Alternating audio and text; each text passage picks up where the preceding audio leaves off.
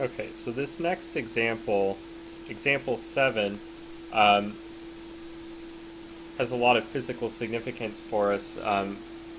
We're interested in um, being able to calculate the work done by this force vector field while we move in some direction through it.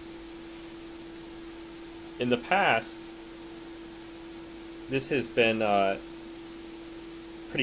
this would be very difficult for us because the force is changing with respect to our position, and we know that the work is defined by the force and the force component that's along the direction of the displacement. So if our displacement is along a curve and the force is changing all the time, that's a very complicated calculation to do.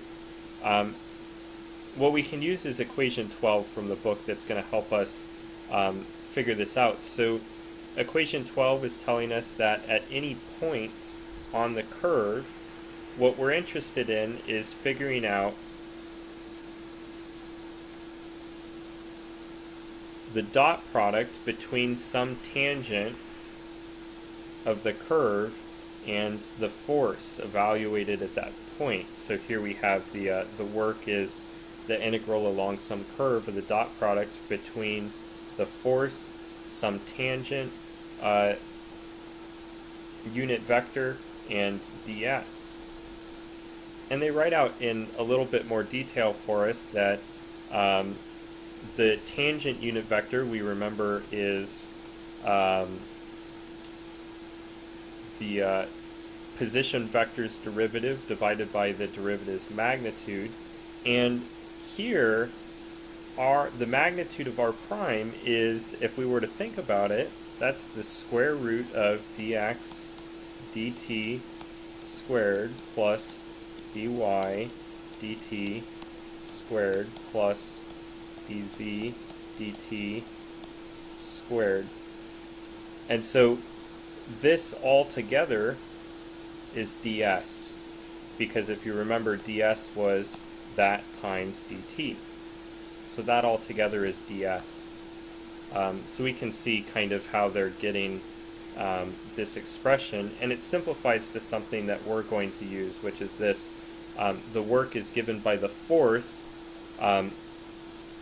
that's been re-expressed with the parameter of the position function and dotted with the derivative of the position function with respect to t.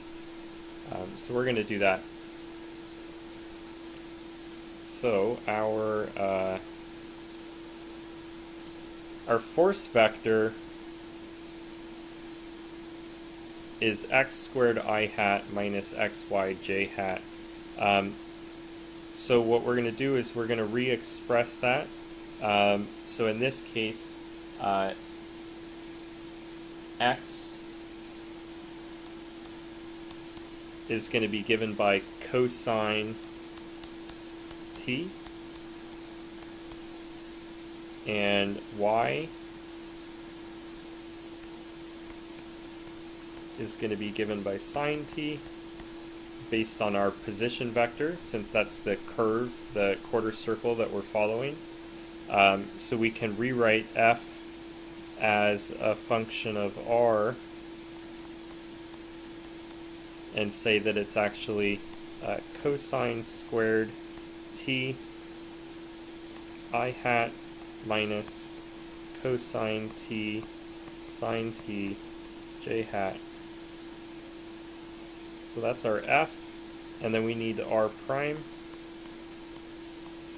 So r prime is negative sine t, just taking the derivative of the position function, I hat plus cosine t j hat.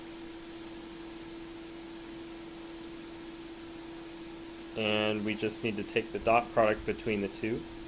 So that's going to end up being cosine squared t negative sine t plus negative cosine t sine t times cosine t this is f dot r prime, and that yields a scalar, and both those terms are the same actually, so we have negative 2 sine t cosine squared t, and we just need to take the integral of that with respect to t. So we're going to have the integral, our parameters going from 0 to pi over 2, so we'll have negative 2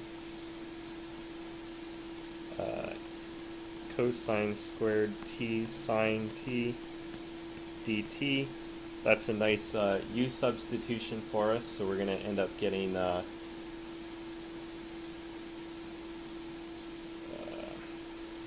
cosine to the third.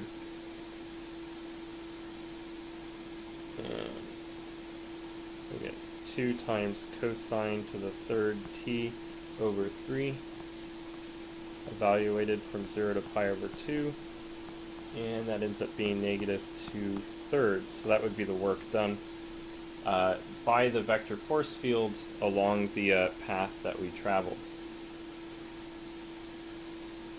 Another thing that is interesting to mention is, again, had we moved the opposite direction through the vector field, the work done would have been the opposite of this value, so it would have been positive 2/3.